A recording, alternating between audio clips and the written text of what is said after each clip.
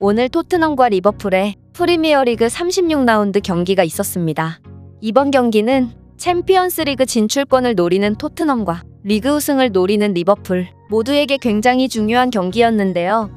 이번 시즌 리버풀은 카라바오컵을 우승했고 FA컵과 챔피언스리그 결승전에 진출한 상태이며 리그 선두 맨체스터 시티를 승점 단 1점 차로 추격하고 있는 최강의 모습을 보여주고 있었습니다.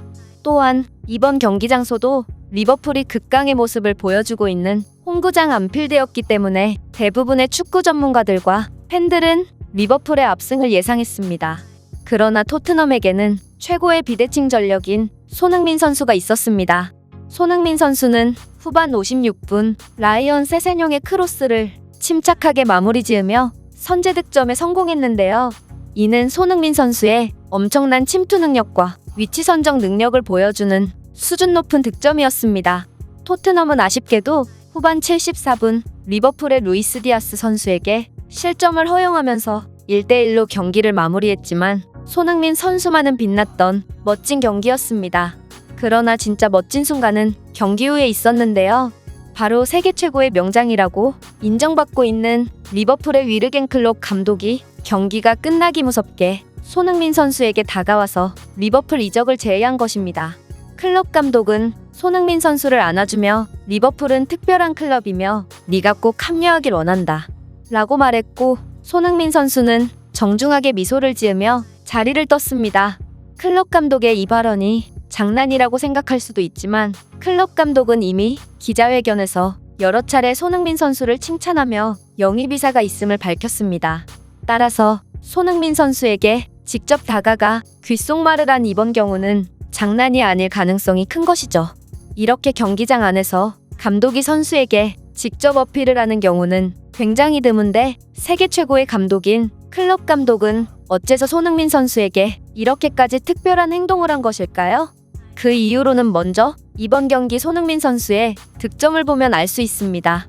겉보기에는 쉬워 보이는 찬스였지만 이는 손흥민 선수의 지능적인 움직임이 없었다면 애초에 만들어질 수 없는 기회였기 때문이죠.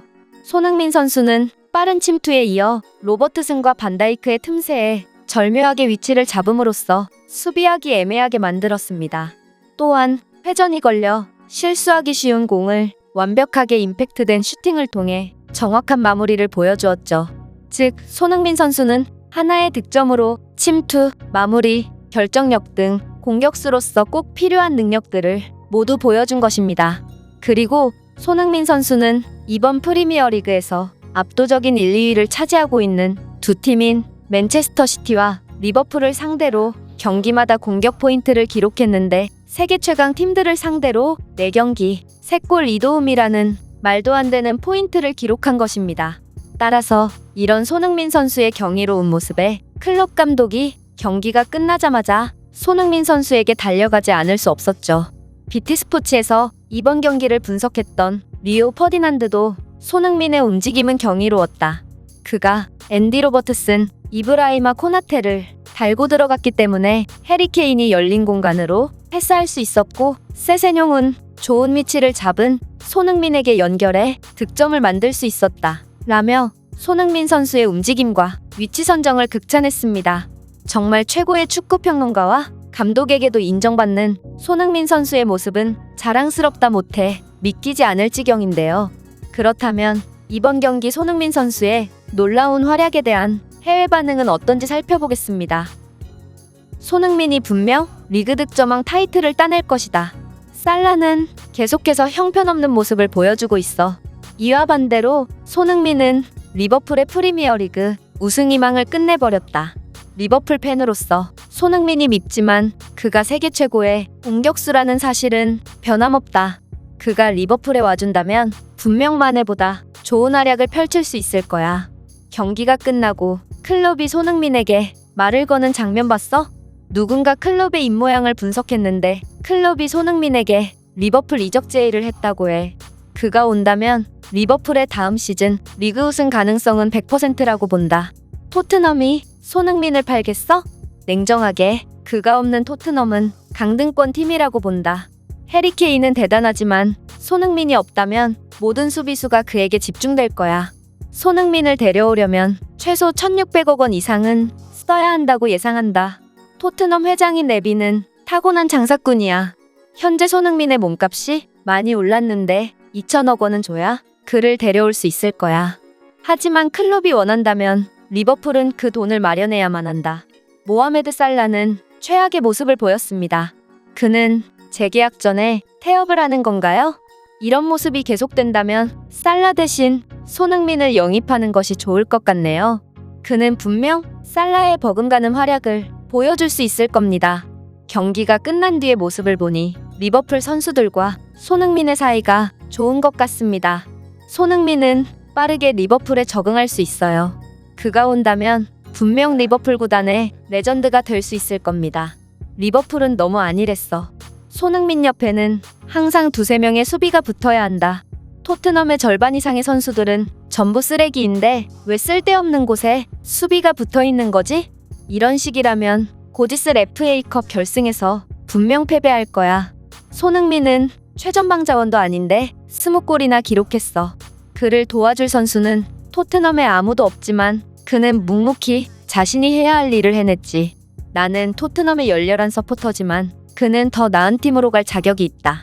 동의한다. 가레스 베일과 모드리치가 그랬던 것처럼 손흥민과 케인이 커리어를 쌓고자 다른 빅클럽에 이적한다면 나는 그들의 앞날을 응원할 거야. 그들의 헌신에 진심으로 감사한다. 리버풀의 행운의 득점이 따랐군. 이번 경기는 토트넘이 이겨도 전혀 이상할 것 없는 경기인데 토트넘 입장에서는 조금 아쉽겠군. 토트넘이 확실한 승리를 챙기기 위해서는 에메르송이 좀 더 정확한 크로스를 보여줘야 한다. 첼시 팬으로서 손흥민을 간절히 원합니다. 그는 메이슨 마운트의 좋은 파트너가 될 거예요. 투엘 감독도 그를 원하고 있다고 들었는데 손흥민이 트로피를 원한다면 주저하지 말고 오길 바랍니다. 멍청한 놈 펩 과르디올라 감독은 손흥민을 위해 라임 스털링을 방출할 거야. 온전히 그를 위한 자리를 준비할 거라고. 손흥민은 더 나은 팀에서 영광을 누릴 자격이 있다. 맨체스터 시티는 언제든 그를 환영한다. 클럽 감독은 이미 기자회견에서 여러 번 손흥민을 원한다고 밝혀왔습니다. 다음 시즌 그의 플랜에 분명 손흥민은 포함되어 있어요. 현재 리버풀 현지에서는 엄청난 슬픔과 분노의 모습을 보이는 사람들과 클럽이 손흥민을 영입할 거라는 희망에 가득 찬 사람들이 공존하고 있습니다. 하지만 나는 이 소식을 믿지 않을 겁니다. 기대가 크면 실망도 큰 법이니까요. 손흥민이 영국에 와서 딴 트로피가 뭐가 있지? 그는 계속해서 최고의 모습을 보였지만 하나의 우승 트로피도 따지 못했어.